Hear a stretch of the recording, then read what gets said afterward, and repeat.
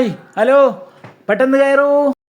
അല്ല ഇത്താ, നിങ്ങളെന്താ കാത്തിരിക്കുന്നത്? കയറൂ. ഇന്നു മുതൽ KSRTC ബസ് ഫ്രീയാ, ഞാൻ അതില് കയറിക്കോളാം. ആ ബസ്സൊക്കെ വരാൻ എത്ര സമയം എടുക്കൂ?